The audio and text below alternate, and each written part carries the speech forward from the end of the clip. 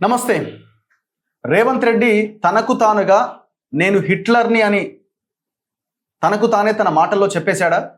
మాటలు వింటే అయితే అదే కనిపిస్తున్నది. మరి ఏ సందర్భంలో ఆయన వ్యాఖ్యలు చేశారు? ఓ హిందూ దినపత్రిక కాన్క్లేవ్లో ఆ ఇంటర్వ్యూలో ఆయన చేసిన వ్యాఖ్యలు ఇప్పుడు దుమారం రేపుతున్నాయి. చివరికి అవి ఆయన మెడకే చుట్టుకున్నాయి. కాంగ్రెస్ పార్టీ హైకమాండ్ నేతలు కూడా దాన్ని ఖండిస్తున్నారు. కేసీ వేణుగోపాల్ ఆర్ సంథింగ్, ఇంకా కొంతమంది నేతలు. ఆయన ఏమన్నారంటే, హైడ్రా అనే పదాన్ని నేను హిట్లర్ నుంచే నేను తీసుకున్నా. హైడ్రా తన కోర్ టీంకి, హిట్లర్ తన కోర్ టీంకి హైడ్రా అని పేరున్నది. సో హైడ్రాని అవతలి వాళ్ళని అసాసినేట్ చేయడానికి, అంటే వాళ్ళ మీద దాడి చేయడానికి దాన్ని ఉపయోగించేవాడు. సో హైడ్రా అనే పదాన్ని నేను తీసుకొని నేను ఇప్పుడు ఇక్కడ వాడుతున్నా అని చెప్పిండు. అంటే ఎవరి మీద దాడి? హైడ్రా పేరుతో. అసలు ఏ కాంటెస్ట్లో, ఏ ఆలోచనతో రేవంత్ రెడ్డి మాట మాట్లాడిండు? సో ఇప్పుడు బీఆర్ఎస్ నాయకులు దాన్ని ఒక అస్త్రంగా మలుచుకున్నారు. బీఆర్ఎస్ కాదు, బీజేపీ, ఇంకా అందరూ ఆయన వ్యతిరేకులంతా. సో సేమ్ అట్లనే ఉందని నీ పరిపాలన కూడా నువ్వే ఒప్పుకున్నావు దాన్ని అని. దీని మీద డిస్కస్ చేద్దాం. అండ్ దాంతోపాటు తెలంగాణ కాంగ్రెస్ని అండ్ దేశంలో ఉన్న కాంగ్రెస్ని కుదిపేస్తున్న అంశం మీనాక్షి నటరాజన్ రాజ్యసభ నామినేషన్ తిరస్కరణ అంశం. దీని మీద కూడా మనం డిస్కస్ చేద్దాం. నా ముందు క్రాంతిదళ అధ్యక్షులు డాక్టర్ పృథ్వీరాజ్ యాదవ్ ఉన్నారు, మాట్లాడదాం. నమస్తే అన్న. నమస్తే. జై తెలంగాణ. జై తెలంగాణ. సో మీరు ముందు నుంచి రేవంత్ వైఖరిని తప్పుపడుతున్నారు, ఆయన పరిపాలనని ఎండగడుతూ వస్తున్నారు. సో మొన్న ఆయన హిందూ దినపత్రిక పేపర్ కాన్క్లేవ్లో మాట్లాడిన ఆ వ్యాఖ్యలు, ఆ హిట్లర్, హైడ్రా అనే పదం అక్కడి నుంచి నేను తీసుకున్న, ఇరాన్, ఇజ్రాయెల్ ఇది అని రకరకాలుగా మాట్లాడాడు. సో మీకు ఎట్లా అనిపించింది? అంటే ఆయన అంటే ఆయన లాంగ్వేజ్ మీద ఫోకస్ చేసి అసలు విషయాన్ని మర్చిపోయి ఏదో చెప్పాలని ఏదో చెప్పిండా? ఆయన మనసులోంచి వచ్చిన మాటలేనా? ఆయనే నేను అనుకుంటున్నా, ఆయన నేనేందో అందరికన్నా ఒక డిఫరెంట్, నేను అనుకున్నది చేస్తా, ఇది 34 వరకు నేనే ముఖ్యమంత్రిని, ఆ తర్వాత జాతీయ రాజకీయాలకు పోతా, ఈ మాటల గారడితోటి జనాన్ని ఏదో బోల్తా కొట్టించి సైకలాజికల్ గా థాట్ పోలీసింగ్ చేయాలనే ప్రయత్నంలో ఆయన కిందికి మంది పోసుడు కాదు, ఆయన కిందికి ఆయనే నీళ్లు పోసుకుంటున్నాడు, ఆయనే కూర్చున్న కొమ్మని ఆయనే నరుకుంటున్నాడు. ఆయన ముఖ్యమంత్రి అవుడు కూడా బీఆర్ఎస్ కు వ్యతిరేకమైనటువంటి ఓటు, కేసీఆర్ యాంటీ ఓటు తోటి వచ్చినటువంటి వ్యక్తి. కాంగ్రెస్ లో కూడా చాలా మంది ఉన్న తర్వాత కూడా అరుదైన అవకాశం వచ్చిన దాన్ని ఆయనే, అంటే ఒక్కొక్కసారి ఏమైతుందంటే తన దగ్గర బలం లేకున్నా ఎదుటి దగ్గర బలం చూపించినందుకు ఎచ్చులు మాట్లాడాల్సి వస్తుంది. ఆ ఎచ్చులు మాట్లాడే దాంట్లోనే ఈయన పిచ్చి పిచ్చి కథలు పడుతున్నాడు ఈయన. కానీ చేతలలో కూడా కొన్ని సందర్భాలు, ఇప్పుడు మనం వెలుగుమట్ల చూద్దాం. వెలుగుమట్ల ఒక క్లియర్ కట్ ఎగ్జాంపుల్. అంటే తీసుకుపోయి కంప్లీట్ గా అది మొత్తం, అంటే అంతకు ముందు ఆయనే పిసిసి ప్రెసిడెంట్ ఉన్నప్పుడు మాత్రం ఒక తిరిగి ఏం మాట్లాడినంటే, పేదోళ్ళ ఇండ్లు ఇటుకే, సిమెంటు, స్టీల్ ఇవన్నీ కష్టపడి ఏదో కట్టుకొని ఉంటారు. ఒకవేళ అది ఇల్లీగల్ ఉన్నా గానీ ప్రభుత్వం వాటిని రెగ్యులరైజ్ చేయొచ్చు కదా అని చెప్పనే పదం ఆయననే వాడిండు. చేయొచ్చు, అట్లా చేయొచ్చు కానీ ఇది అన్ని ఉన్న తర్వాత భూదాన్ భూములు కట్టుకున్న వాటిని కూడా నిర్దాక్షిణ గులగొట్టి ఇప్పుడు ఆయన ఎట్లా చిత్రీకరిస్తుందంటే, ఒక యుద్ధ వాతావరణం నేను తలపెడుతున్నా అనే లెక్కలు తీసుకొని పోతున్నాడు. ఆ యుద్ధ వాతావరణం ఏంది, ఒకవేళ మూసి దగ్గరైనా వెలుగుమట్లనైనా కానీ మీరు పోయి చూస్తే, ఆ వ్యూ చూస్తే మనం రాసుడు కాదు, ద హిందూ పేపరే రాసిండు. ద హిందూ పేపరే మొత్తం చూపించేసి నిజం కూడా ఆడ ఇజ్రాయిల్ ఇరాన్ కు మధ్యలో జరుగుతున్నటువంటి దాన్ని అమెరికాలో బాంబింగ్ చేస్తుంటే ఇజ్రాయిల్ బాంబింగ్ చేసేట్టుండో అదే తలపిస్తున్నట్టుగా ఒక పెద్ద పేపర్ మొత్తం రాసిండు. ద హిందూలా. ఇవాళ ఇక్కడ కూడా నువ్వు పేదోళ్ళై గులగొడుతున్నావు, ఉన్నోళ్ళై మాత్రం ఒక్క ఫామ్ హౌస్ గులగొట్టలేదు. ఒక నాగార్జునది ఇట్లా షెడ్ గులగొట్టినట్టు చేసిండు. మళ్ళీ ఏం లావాదేవీలు అయినాయో తెలియదు, మళ్ళీ అందరూ ఒకటే అయిపోయారు. పేదోళ్ళని ఇబ్బంది పెట్టే చేస్తున్నాడు. మరి మాటలు మాత్రం ఎట్లా, ఎంత పెద్దోడైనా నేను I won't care anybody, I won't spare anybody అని చెప్పని మాటలు నేర్చిండు. అక్కడిక్కడ నేర్చి అవే పదాలు వాడుతుంది. కానీ వాస్తవిక రూపం చూస్తే మాత్రం పేదోళ్ళే గులగొడుతున్నాడు. పర్మిషన్లు ఇచ్చి, అందరూ ఆల్ పర్మిషన్స్ ఉండి వాళ్ళకు బ్యాంకులు లోన్లు ఇచ్చిన తర్వాత కూడా వాళ్ళు అన్ని కులగొట్టి ఎవరికి వాళ్ళ లోన్లు కట్టలేక అప్పుల పాలయ్యి, వాళ్ళు రోడ్ల పాలయ్యి ఆత్మహత్యలు చేసుకునే స్థాయి దాకా పోయిండు. అది ఎక్కడ మళ్ళీ ఏ హిందువులనైతే మొత్తం దాన్ని చూపించి దమనకాండాన్ని చూపించి ఫోటోలు వేసిండ్రో, ఆ హిందూ ఎడిటర్ దగ్గర ఎన్రామ్ దగ్గర కూర్చొని మాట్లాడిన మాటల దగ్గరనే ఈయన పోజులు కొట్టినట్టు హైడ్రా అనే పదం అసలు ఎక్కడ లేనేలేదు. ఈయనకి ఎవరు అడ్వైజ్ లేదు, హైడ్రా అనేది అసలు లేనేలేదు. కామిక్స్ లో యూజ్ చేసే పదం అది యాక్చువల్ గా. అసలు హిట్లర్ కోర్ టీమ్ పేరు హైడ్రా, అవన్నీ బక్వాస్, అవన్నీ బేకార్. అది ఉట్టిదే. అది ఎవరు చెప్పిండో మరి ఆయనకి నన్ను ముంచెందుకు చేస్తున్నారు నాకు అర్థమైతే లేదు. కానీ ఎవడన్నా అసలు హిట్లర్ అనే పేరు అంటేనే ప్రపంచం మొత్తంలోనూ అంత డిక్టేటర్ అనేటోడు ఇంకోడు ఎవరు లేడు అనేది కదా. ఆధిపత్యం, అహంకారపూరితం అనేటి ఒక జాతిని జినోసైడ్, ఒక జాతిని మొత్తం హోలోకాస్ట్ అంటే ఒక జ్యూస్ ను దాదాపు 60 లక్షల మందిని, ఒక్కరిని కాదు ఇద్దరిని కాదు 60 లక్షల మందిని ఆయన కొంతమంది స్టార్వేషన్ తోని ఆకలితో చంపిండు, కొంతమంది బుల్లెట్లతో చంపిండు, కొంతమందిని మొత్తం హ్యాండిక్యాప్లు చేసి చిత్రహింసలు చేసి మొలలు పెట్టి సీకులు పెట్టి ఇట్లా కొట్టి చంపించినాడు. ఇంకోటి ఏంటంటే గ్యాస్ టన్నెళ్లలో కింద గ్యాస్ టన్నెల్లో పెట్టి అది మొత్తం దాంట్లో ఎట్లా అంటే ఎంత ఘోరంగా అంటే మనిషిని డైరెక్ట్ జిందాలకు బతుకున్నాగా పారేస్తే బొక్కలు కూడా కరిగిపోయాయి అనే టన్నెల్స్ వేసి చంపిండు ఆయన. ఎవరు? హిట్లర్ ఏంటంటే జూయిస్ అనే జాతి మొత్తం లేకుండా చేయాలనే అనే ఆలోచనతోటి వాళ్ళ మీద ఎంబడబడి చేసిండు. అట్లా ఒక 60 లక్షల మందిని ఒక జాతిని అంతం చేయాలనే ఉద్దేశంతో, అంటే వాళ్ళు ఇప్పుడు నీకు ఇజ్రాయలీస్ అంటేనే ప్రపంచంలో కొద్దిగా ఎక్కువ తెలుగులో ఉన్నది కదా, జర్మన్సే ఉండాలి అనే దాంట్లో తీసుకుపోయి చేసినటువంటి వ్యక్తి ఈయన మొత్తం. సో అట్లా అంత మందిని చంపి ఒక అతి కిరాతకుని లెక్క, అతి నీచుని లెక్క ఉన్నటువంటి ఒక ప్రపంచంలోనే పేరు మోసినటువంటి ఒక నియంత, ఇప్పటి వరకు హిట్లర్ అంత నియంత కంపారిజన్ ఉంటుంది అంతేనే తప్ప అటువంటి వాటితో ఈయన కంపేర్ చేసుకొని ఈయన చెప్పుడు అనేది మరి గాంధీయన్ ప్రిన్సిపల్స్ తోటి వచ్చినటువంటి కాంగ్రెస్ పార్టీ, మహాత్మా గాంధీ ఒక చెంప కొడితే ఇంకో చెంప చూపించాలంటాడు. నాన్ వైలెన్స్ కు ప్రపంచానికి ఒక ఉదాహరణగా నిలవలసినటువంటి వ్యక్తి. నెల్సన్ మండేలా సొంటోళ్ళు, ఒబామాల సొంటోళ్ళు కావచ్చు, మార్టిన్ లూథర్ కింగ్ ల సొంటోళ్ళు కావచ్చు, చాలా పెద్దోళ్ళు. గాంధీ అంటేనే ప్రపంచ స్థాయిలో non violence is the most powerful weapon అనే కాడి తీసుకుపోయి సత్యాగ్రహ అనేది వీళ్ళ పార్టీనే గాంధీ సిద్ధాంతం అంతే కదా. నేను అందుకే చెప్తున్నా, ఈవెన్ మన దేశంలో ఉన్నటువంటి చాలా ఇప్పుడు చాలా సావర్కర్ గురించి కావచ్చు, గాడ్సేల గురించి కావచ్చు, జనరల్ చర్చ వచ్చినప్పుడు వీళ్ళు అడ్డంగా నిలబడతారు. ఎందుకంటే వాళ్ళంతా violence form. Even Bhagat Singh ఉరికంబం ఎక్కించేటప్పుడు గాంధీ కనుక బ్రిటిషర్స్ తో అని చెప్పేది ఉంటే ఇది ఉరేసుడు ఆగుతుండే అని చెప్పని ఇప్పటికీ ఆయన మీద ఉన్నది, ఆయన మీద గాంధీ మీద ఆ టాక్ ఎప్పుడు వచ్చినా కానీ మాట్లాడతారు. అంటే అంత ప్రొటెక్ట్ చేసుకుంటున్నటువంటి, అంటే గాంధీయన్ ప్రిన్సిపల్సే మా లైన్, మా థాట్ ప్రాసెస్.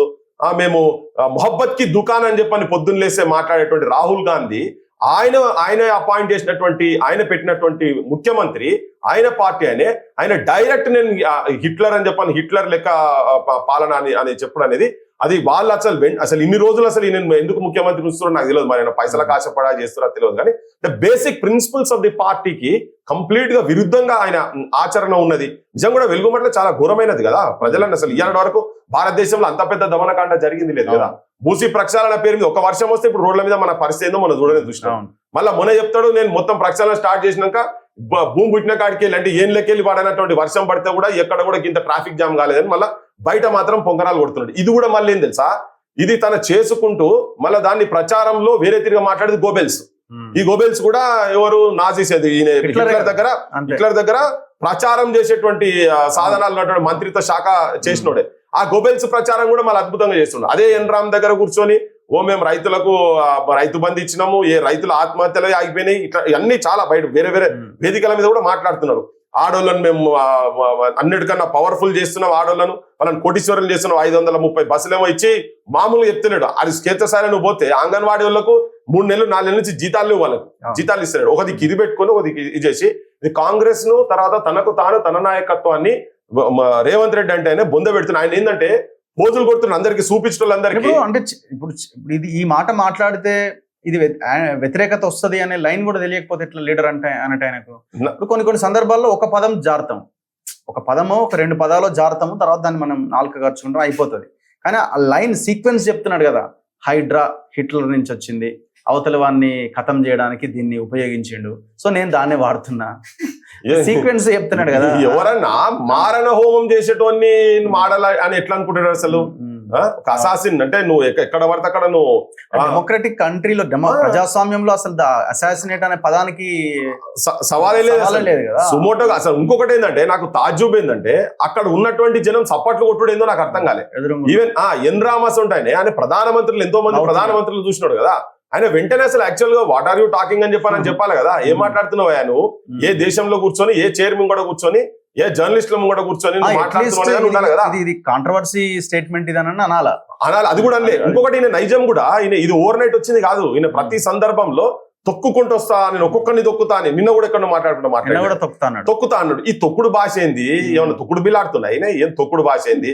గడికోసారి కూర్చొని తొండలు జొర్రిస్తావు, లాగులో తొండలేసి కొడతా అని ఊరికే మనసొండలో మాట్లాడుతూ నిన్న మొన్న ఆ పదం అయితే ఆపిండు. కానీ ఈవెన్ అసెంబ్లీలో ఎంత లాగులు ఉడదీపి కొడతా అని చెప్పని అసెంబ్లీలో శాసనసభ్యుల ముంగట మాట్లాడు, పత్రికలను దౌడ మీదకి వెళ్ళి కొడతాను ఒక్కొక్కరిని లోపడేసి కొట్టిపిస్తా ఒక్కొక్కరిని నా సంగతి ఎరకలేదు నా ఎంబడి ఇంకొక ఆయన ఉన్నాడు అని ఆయన ఎమ్మెల్యేని చూపించిండు ఆయన పోయి నా ముఖ్యమంత్రి నా ఎంబడి ఉన్నాడు కదా అని చెప్పని ఈయన పైలో అన్నట్టు ఒక్కొక్కరిని తలకాయలు తీస్తా అని ఆయన చెప్పుడు కరీంనగర్ చెప్పిండు ఈ మాట. ఇదంతా అసలు ఎడిపోతుంది ఇది కథ. కానీ జనం ఓట్లు రేపు పొద్దుగాల ఎవరెవరిని ఎవరు దొక్కుతారో జనం చూపిస్తారు. ఇప్పుడు బీఆర్ఎస్ దీనికి అడ్వాంటేజ్ అవుతుందా వీళ్ళకి? హిట్లర్ అని బీఆర్ఎస్ ఇప్పుడు కేటీఆర్ హరీష్ రావు వీళ్ళందరూ నమస్తే తెలంగాణలో కుమ్మి పడేస్తున్నారు హిట్లర్ పాలన మనకొద్దు అని. ఇప్పుడు వీళ్ళ పాలనలో ఏం జరిగిందో కూడా అందరికీ తెలుసు, జనాలకు ఏం జరిగిందో తెలుసు. ఈయన చెప్పి చేస్తుండో వాళ్ళు చెప్పకుండా చేశారు. సో అప్పుడు మనం గోబల్స్ అన్నాం, హిట్లర్ అన్నాం కదా, ఇవన్నీ మనం కూడా అన్నాం కదా, మనం ఇవన్నీ అన్నాము. మరి వాళ్ళ పాలనలు ఎట్లుండో కూడా వాళ్ళు కూడా చూడాలి కదా. ఆ సిరిసిల్ల సంగతి ఏంటి చూడాలి కదా. ఎంత మందిని కొట్టలేదు, ఎంత మందిని ఇల్లీగల్ తీసుకపోలేదు, మాట్లాడలేదు. 13 లాకప్ డెత్లు నీ అసలు కూడా అయితే తీసుకపోయారు. కూరగాయలు కొట్టు ఇంట్లో తీసుకపోయి దొంగ కేసులు పెట్టి జర్నలిస్టుల మీద పడి వాళ్ళ పడంది ఎవరి మీద వాళ్ళు కూడా. అయితే వాళ్ళకి ఇప్పుడు అట్లీస్ట్ వాళ్ళు ఇంకొకటి ఏంటంటే రియలైజేషన్ కూడా లేదు వాళ్ళకు. ఇప్పటికీ కేటీఆర్ పబ్లిక్ నే మీరు తప్పులు చేసిర్రు నాయన అని మాట్లాడుతున్నాడు. దోషం వాళ్ళదని అనుకుంటలేడు. రియలైజేషన్ వెనుక ఉండి నిజంగా రియలైజేషన్ ఉండి అరే మనం కూడా ఇట్లే చేసినాం కదా అనుకుంటే వేరు సంగతి. వాళ్ళు మంత్రులు కేటీఆర్ ఎక్కడన్నా ఊర్లలో దౌరా చేస్తే షాపులు బంద్ చేయించారు కదా. ఇప్పుడు రేవంత్ అదే పని చేస్తున్నాడు, ఈ ముఖ్యమంత్రి కూడా సేమ్ అదే చేస్తున్నాడు. వాళ్ళు రియలైజేషన్కి వచ్చి నిజంగా ఈ ప్రజాస్వామ్య దేశంలో తెలంగాణలో ప్రజలను ప్రేమించాలి కానీ ప్రజలను ద్వేషించి ప్రజల మీద ఆధిపత్యం తీసుకురావాలి అనే ఒక డిక్టేటర్ లెక్క చేస్తే ఈ ప్రజలు ఒప్పుకోరు అనే సంగతి ఇటు వీళ్ళకి అర్థమైతే వాటికి అర్థమైతే. అంటే ఒకటి ఏంటంటే నేను అనుకుంటా భారతదేశంలో ఇప్పటికీ ప్రజాస్వామ్య దేశంలో ఎవరు కూడా ఏ పార్టీ నాయకుడు కూడా ఈవెన్ అసాసిన్ చేసేటోడు కూడా ఎవడు కూడా హత్యలు చేసేటువంటి వాడు కూడా నేను హిట్లర్ అని చెప్పుకుంటందుకు తల వంచుకుంటాడు, సిగ్గుపడతాడు. తెలుగులో ఏంది అదే మారణహోమం సృష్టించటోడే, ఇంకేమున్నది హత్యలు చేసేటోడు మారణహోమం సృష్టించోడు.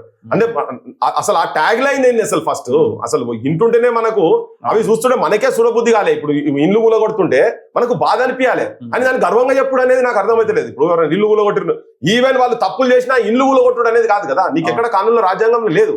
వానికి లేకుంటుండేది ఉంటే ఆల్టర్నేట్ చూపించాలి నువ్వు ఎవరికైనా. నువ్వు నిజంగా కూడా మొత్తం ఇల్లీగల్ గా చేస్తే, కానీ ఇది ఇల్లీగల్ కాదు, మొత్తం లీగల్ గా గవర్నమెంట్ పర్మిషన్స్ అన్ని తీసుకొని ఉన్నటువంటి వాళ్ళు ఏమో కులగొడుతున్నారు.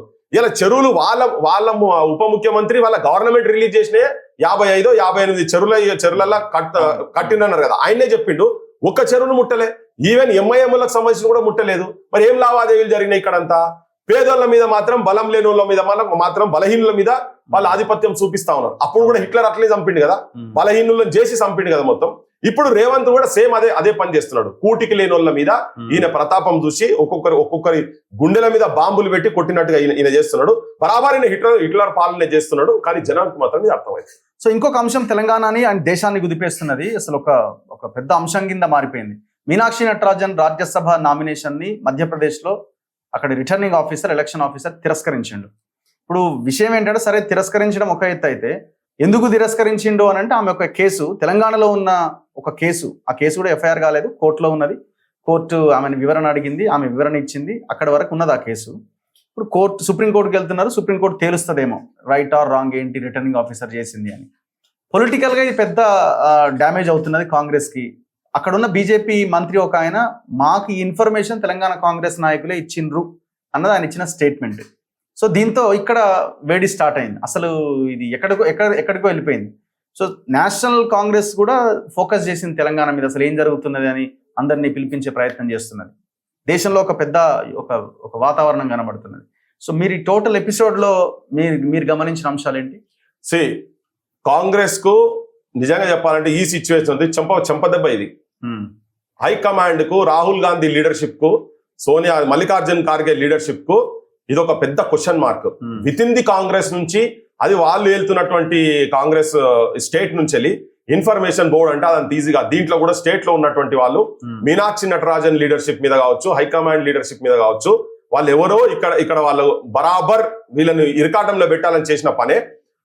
అది బయటపడుతున్నది ఏంటంటే ఫహీమ్ ఖురేషి, అది పొలిటికల్ సర్కిల్స్ టాప్ సర్కిల్స్ మాట్లాడుతున్నారు. అది ఓకే, అది 4 రోజుల్లో అది కూడా బయటపడుతుంది.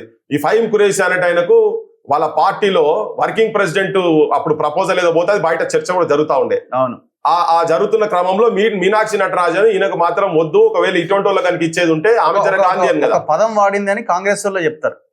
పింప్ అనే పదాన్ని ఆమె ఉపయోగించిందని కాంగ్రెస్ వాళ్ళే చెప్తారు. ఇంటర్నల్ డిస్కషన్ కరెక్ట్ అది ఆయనకు ఉన్నటువంటి పేరు అదేనట. చాలా మంది కాంగ్రెస్ వాళ్ళే చెప్తుంటారు, వేరే వాళ్ళు కూడా చెప్తుంటారు. నాకు కొంతమంది ముస్లిం ఎమ్మెల్యేలు వేరే పార్టీల ఎమ్మెల్యేలు కూడా చెప్పారు. నాకు ఇన్ఫార్మల్ డిస్కషన్ లా చాలా పెద్దోళ్ళు ముస్లిం పార్టీకి సంబంధించిన వాళ్ళు చెప్పారు. అసలు ఎవరు ఈ ఫహీం ఖురేషి, ఎవరు ఈయనది ఏంది, ఈయన బ్యాక్గ్రౌండ్ ఏంది అంటే ఈయన చాలా కథలన్నీ చెప్పారు. అది ఇంటర్నల్ గా మన ఓపెన్ సీక్రెటే. ఆ పార్టీలో ఉన్నటువంటి వాళ్ళకు, పొలిటికల్ సర్కిల్స్ ఉన్నటువంటి వాళ్ళందరూ కూడా ఆ విజయనగరం ఆయన ఉండే కదా ఇంతకుముందు పిసిసి ఆయన, అప్పుడు ఆయన కథలు ఏంటి, ఆ బొత్స సత్యనారాయణ ఆయన ఏది Zee24 గంటలని ఒక ఛానల్ ఉండేది. ఆ ఛానల్ వాళ్ళు మూసేసిన తర్వాత వీళ్ళు తీసుకున్నారు బొత్స. అప్పుడు ఈయనే మొత్తం వ్యవహారం అంతా నడిపించింది. ఇప్పుడు ఈయనకి ఎట్లా అంటే ఈయన చాలా క్లోజ్, ముఖ్యమంత్రికి చాలా ఆత్మ బంధువు అన్నట్టు ముఖ్యమంత్రి. ఇప్పుడు ఆయన ఎట్లా వచ్చిందంటే రేవంత్ రెడ్డి 100% రేవంత్ రెడ్డి, ఇది కూడా అందరికీ తెలిసిన విషయమే. సో మరి ఇప్పుడు చాలా మంది సర్కిల్స్ ఏమనుకుంటారు అంటే, ఒక దిక్కు మీనాక్షి నటరాజ్ అనుకున్నారు, రేవంత్ కు కూడా ఈ ఈక్వేషన్స్ ప్రాపర్ లేవు కాబట్టి ఫహీం ఖురేషి ద్వారా ఈ రేవంత్ చేయించిండు అనేది నడుస్తున్నది. ఇది ఇరకాటంలో పెట్టాలి, ఈమెను అది రాకుండా చేసి ఈమెను ఇడికి వెళ్ళగొట్టాలనే ప్రయత్నం, రిటాలియేషన్ అనుకోరు, అదిగా రివెంజ్ అండ్ రిటాలియేషన్ చేసేందుకు ప్లాన్ చేశారు అనేది. ఇది రేవంత్ కనుసన్నలా లేకుంటే ఫహీం ఖురేషి చేసేంత దమ్ము ఫహీం ఖురేషి మాత్రం లేదు, బరాబర్ లేదు, ఉండదు. చెప్పకుండా అయితే అసలు ఇంపాసిబుల్. ఇప్పుడు కాంగ్రెస్ హైకమాండ్ ఎంత ఇరకాటంలో ఉన్నదంటే, ఇప్పుడు ఆయన ఓపెన్ ఆఫర్లు కూర్చొని మోడీ ఓపెన్ ఆఫర్లు రేవంత్ కు ఇస్తుంటే కూడా కాంగ్రెస్ కనీసం ఇట్లా కన్నెర్రబెట్టి చూసే పరిస్థితి కూడా కాంగ్రెస్ అంత నిస్సహాయ స్థితిలో ఉన్నది. అంటే ఎవరు లేరు కదా ఆయన కాకుండా ఇంకో ఆప్షన్ కూడా లేకుండా పోయింది. అంటే అంత దుస్థితిలో ఉన్నది ఆ కాంగ్రెస్. ఇప్పుడు బొచ్చడు మంది ఉన్నారు కాంగ్రెస్ లో, కానీ అట్లీస్ట్ నువ్వు అరే ఏంది నువ్వు ఏం చేస్తున్నావు మందలింపు కూడా లేదు కదా. సొంతగా ఇవాళ ఏంది పరువు పోయింది, నేషనల్ లెవెల్లో కాంగ్రెస్ పరువు పోయింది. కాంగ్రెస్ వాళ్ళు ఎలక్షన్ కమిషన్ ముంగడికి వచ్చి జయరాం రమేష్ అసంటోళ్ళు, కేసీ వేణుగోపాల్ అసంటోళ్ళు ఎలక్షన్ కమిషన్ ముంగట వచ్చి ధర్నాలు కూర్చునే పరిస్థితికి వచ్చింది. ఇజ్జత్ పోవడే కదా ఇది. మరి ఒక నేషనల్ పార్టీ ఆఫ్టర్ ఆల్ నీ పార్టీకి సంబంధించిన వాళ్ళు ఇక్కడికి వెళ్ళి పోయింది అని అన్న తర్వాత నీకు వీళ్ళ మీద కంట్రోల్ లేదు కదా, నీ ముఖ్యమంత్రి మీద కంట్రోల్ లేదు. ఆల్రెడీ ఇలా గ్రూపిజమ్స్ ఉన్నాయి. ముఖ్యమంత్రి ప్రతిసారి తొక్కుతా అంటే భయపెట్టించి నడుపుతున్నాడు. ఇప్పుడు కాంగ్రెస్ కూడా ఇది డూ ఆర్ డై సిచ్యువేషన్. ఇది నీకు కథమైపోతుంది, కొలాప్స్ అవుతుంది. నువ్వు అట్లీస్ట్ వాళ్ళ చేతులు లేకుంటే ఆయన ఆడ పైన చెప్పేది హిట్లర్ పదాలు ఒకటి, ఇప్పుడు ఇటువంటి ఒకటి. కాంగ్రెస్ ఏమో మేము నిర్మాణం చేస్తా అంటే వాళ్ళేమో కూల్చే విధానాలు వాళ్ళు పెట్టుకున్నారు. ఇప్పుడు దీనికి లింక్ ఒకటి ఏంటంటే, రీసెంట్ గా మహేష్ గౌడ్ మీద చాలా పెద్ద ఎత్తున వార్తలు వచ్చినాయి ఒక ఛానల్లో. ఆ వార్తల ఇది దాని వెనకాల ఉన్నది కూడా ఫహీం ఖురేషి అనేది చర్చ ఛానళ్ళ, వాళ్ళ ఛానళ్ళ. ఇప్పుడు ఇటువంటి వాళ్ళకి ఎట్లుంటది అంటే, వీళ్ళ నోట్లే మాట ఆగదు, వీళ్ళే చెప్పుకుంటుంటారు మళ్ళా, అరే మై దేఖో యార్ మై ఇస్మే దాల్ని ఉస్మే భీ దలా తుమ్ దేఖో అని, అరే తుమ్ దేఖో మెరిసే లగాలేతే ఉన్లో తుమ్ క్యా అని చెప్పండి ఇట్లాంటి వాళ్ళు పేకుతుంటారు. ఇటువంటి అన్ని ఈ మాటలు ఈయన చాలా మంది దగ్గర చెప్పినవి ఉన్నాయి, వాళ్ళు బయట కూడా షేర్ చేసుకునేవి ఉన్నాయి. కాంగ్రెస్ పార్టీలో చాలా మంది చెప్తారు, వేరే వాళ్ళు కూడా చెప్తారు, వాళ్ళు ఇంటర్నల్ నడుస్తూ ఉంటుంది. దాంట్లో వాళ్ళే చెప్తుంటారు కదా ఇంటర్నల్ డెమోక్రసీ మా దగ్గర ఎక్కువ అని. సో పిసిసిని టార్గెట్ చేశారు ఇక్కడ, ఇటు మీనాక్షి నటరాజన్ ను టార్గెట్ చేశారు. ఇది 100% నేను అనుకుంటున్నా ముఖ్యమంత్రి రేవంత్ రెడ్డి ద్వారానే నువ్వు లీక్ చేయరాబాయి, నువ్వు చేసే జై, నేను చూసుకుంటా అని తనకున్నటువంటి కొన్ని పత్రికలు, కొన్ని ఛానల్ ఉన్నాయి కదా, మళ్ళీ నేను సేవ్ చేసేందుకు ఇమీడియట్ గా వచ్చేస్తాయి. వాళ్ళందరూ ఇవాళ వచ్చినాయి, ఆల్రెడీ వచ్చినాయి కదా. ఒక ఐటమ్ వచ్చింది, రేవంత్ రెడ్డికి బీజేపీని అంటగడుతున్నారు, రేవంత్ రెడ్డి మీద కుట్ర జరుగుతుందని ఒక బ్యానర్ ఐటమే రాసిండు. ఇప్పుడు రేవంత్ రెడ్డి హిట్లర్ అని ఎవడని చెప్పిండా? అది రేవంత్ రెడ్డి అంటున్నాడు కదా. రేవంత్ రెడ్డి తొండలు చొరగొట్టి కొడతా అని ఎవడో చెప్పిండా? కాదు కదా, ఆయనే మాట్లాడుతుంది. ఒక్కొక్కరి బట్టలు ఉడకి కొడతా అని అసెంబ్లీలో చెప్పబట్టి ఆయన మరి మాటలు అంటున్నాయి. బీజేపీలో చెప్పిస్తురా? బీజేపీలో గురించి ఆయన మొదలే చెప్పాను, ఆ స్కూల్లో గీలో అని చెప్పి ఆయన ఫస్టే చెప్పిండు. ఆయన ఇప్పుడే ఒకటి మాట్లాడతాడు, రేపు పొద్దుగాల ఇంకొకటి మాట్లాడతాడు. సో ఆయనకి ఇక్కడ మీనాక్షి నటరాజన్ కనుక ఉండేది ఉంటే ఏంటంటే, చెప్పులో కారు చెవులో జొర్రిగా లెక్కున్నది ఆమె. ఇక్కడ ఆమెను ఉడవికాలు ఇడికెళ్ళి ఆమె కొద్దిగా ప్రిన్సిపల్ మనిషి ఉన్నది కొద్ది అంతా, ఆమె ఫస్ట్ నుంచి కూడా చూపిస్తుంది కదా. సరే ఇటువంటి వాళ్ళను తట్టుకునుడు అనేది కొంచెం ఇబ్బంది కావచ్చు, ఈ పైసల రాజకీయాలలో ఆమె కొంచెం తట్టుకునే ఇబ్బంది కావచ్చు. అందుకనే తీసి ఉడవికి అవతల వారేస్తే అయిపోతుంది కదా అని అనుకుంటున్నాను. ఆయన మేనేజ్ చేయలేని పరిస్థితి ఉన్నది కాబట్టి ఇటువంటి కిందికెళ్ళి నీళ్లు పోసి కథం పెట్టాలని చెప్పే ప్రయత్నం జరిగింది. బరాబర్ ముఖ్యమంత్రి హ్యాండ్ లేకుంటే నా దృష్టిలో మాత్రం ఇది జరిగేది impossible. Anyway thank you very much. రేపు ఏదో రౌండ్ టేబుల్ ఉన్నట్టుంది. ఎస్, రేపు విద్య మీద ఉంది. ఎందుకంటే ముఖ్యమంత్రి అదే ఎన్రామ్ దగ్గర మాట్లాడుకుంటూ చెప్పిండు, 27,000 స్కూల్స్ లో ఖాళీ మేము 4,000 స్కూల్స్ మట్టుకే పెడతాము, అంటే మిగతాన్ని బంద్ చేసి పడేస్తామని చెప్పేసిండు. చాలా క్లియర్ గా చెప్పిండు. మరి వాటిని కూడా రేపు పొద్దుగాల కూలగొడతాడు కావచ్చు, కూలగొట్ట అవన్నీ ఊర్లలో మొత్తం కబ్జాలు చేసినట్టు రేపు పొద్దున రౌండ్ టేబుల్ TPS లేదో పెడతారు, మండలానికి 5 అనేదో తెలంగాణ కమిషన్ ఇచ్చిన రిపోర్ట్ ఆధారంగా అట్లేమన్నా తగ్గించే అవకాశం ఉంది. అన్నింట్లో మెర్జీ చేస్తాడేమో. ఇప్పటి వరకు ఒకటి కూడా కట్టలేదు కదా. కట్టక ముందు నువ్వు కూల్చేదాని గురించి ఎందుకు మాట్లాడుతున్నావు? ఫస్ట్ ఈయననే గవర్నమెంట్ కి వచ్చే ముందు ఏం చెప్పిండు, ఆయన ప్రతి స్కూల్ ను బంద్ అయిన ప్రతి స్కూల్ ను తెరిపిస్తా, ఉన్న వాటిని కూడా మళ్ళీ మంచిగా చేస్తా అని చెప్పిండు. చెప్పిన తర్వాత ఈయన వచ్చినాక మళ్ళీ 2,000 పైన 3,000 పైన స్కూల్స్ మళ్ళీ బంద్ అయినాయి. ఇప్పుడు కూడా నెక్స్ట్ అకాడమిక్ ఇయర్ లో బంద్ అయ్యే పరిస్థితులు ఉన్నాయి. సో ఆ మాట మాట్లాడినాక చాలా అన్రెస్ట్ అయింది జనం లోపల, కింద క్షేత్ర స్థాయిలో. అయ్యా ఏంది ఉన్నదంటారు ఇప్పుడు ఏంది అసలు గవర్నమెంట్ స్కూళ్ళల్లో 27-28% కూడా పోయే పరిస్థితి లేదు. మొత్తం ప్రైవేట్ స్కూల్స్ మొత్తం రేటింగ్ చాలా దారుణంగా తగ్గింది. All India level 28th rank వచ్చింది. 26th ఉండే ఇంత ముందు, ఇప్పుడు 28th. ఈయన గొప్పలు చెప్పుకుంటున్నాడు బయట పోయి, నేను పెద్ద రిఫార్మ్స్ చేసినా అని చెప్పుకుంటున్నాడు.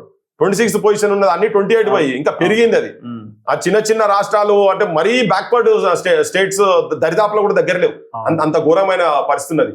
28 జిల్లాలు మన దగ్గర ఉన్నటువంటి టోటల్ 783 జిల్లాలల్లా, భారతదేశంలో జిల్లాలల్లా 28 మన దగ్గర ఉన్నటువంటి దాంట్లో 28 జిల్లాలు 300 నుంచి 675 మధ్యలో ర్యాంకింగ్ ఉంది.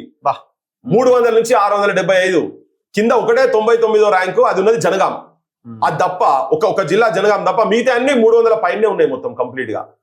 మరి గింత మంచిగా ఈయన ఉద్ధారం చేస్తున్నాడు కదా. 300 అంటే ఎక్కడ ఉండాలి? తెలంగాణ అంటే పెద్ద నాలెడ్జ్ సిటీ, ఇవన్నీ కథలు వచ్చాడు మాట్లాడతారు కదా. మరి ఎక్కడున్నది అదంతా? ఇవన్నీ డబ్బా మాటలు గొబెల్స్ ప్రచారం ఇదంతా. మళ్ళీ అగైన్ అని చెప్పేది ఇప్పుడు ఇగో మనం చెప్పేది కాదు, నేషనల్ లెవెల్లో జరుగుతున్నటువంటి స్టాటిస్టిక్స్ మీదే చెప్తున్నాను నేను. వాళ్ళు ఇచ్చినటువంటి రిపోర్ట్స్, పర్ఫార్మెన్స్ గ్రేడింగ్ ఇండెక్స్ వాళ్ళు ఇచ్చినటువంటి రిపోర్ట్ ఇప్పుడు నేను చెప్పేది ఒక దాంట్లో ఉన్నాయి ఇవన్నీ. సో రేపు మధ్యాహ్నము ఈవెన్ మేము కొన్ని టీచర్స్ ఆర్గనైజేషన్స్, కొంత ఇంటెలెక్చువల్స్ తోటి ఒక రౌండ్ టేబుల్ పెట్టి సమాజానికి అసలు ఏంటిది గవర్నమెంట్ స్కూల్స్ పరిస్థితి ఏంటిది మొత్తం తెలియజెప్పే ప్రయత్నం రేపు మధ్యాహ్నం 1:30కి సోమాజిగూడ ప్రెస్ క్లబ్ లో ఉంది. రావాల్సిన వాళ్ళు రాండి, మాట్లాడే వాళ్ళు కూడా ఉంటే కూడా స్టూడెంట్స్ వాళ్ళని కూడా నేను వెల్కమ్ చేస్తున్నాం. ఈ తెలంగాణ మొత్తం ఒక చర్చ జరగాలనే ఉద్దేశంతో రౌండ్ టేబుల్ పెట్టినాం రేపు దాని మీద. Thank you very much. So రేపు సోమాజిగూడ ప్రెస్ క్లబ్ మధ్యాహ్నం 1 గంట నుంచి రౌండ్ టేబుల్ స్టార్ట్ అవుతుంది. చదువు కొనడమే మిగిలింది తెలంగాణ రాష్ట్రంలో అన్నది ఈ సబ్జెక్ట్. 4,000 స్కూళ్ళకి ముఖ్యమంత్రి కుదిస్తా అని చెప్తున్నాడు. చాలా దారుణం, అన్యాయమైన విషయం ఇది. ఖచ్చితంగా మాట్లాడలేదు, దీన్ని అడ్డుకోవాల్సిన అవసరం ఉంది. చూస్తూనే ఉండండి మన తొలి వెలుగు.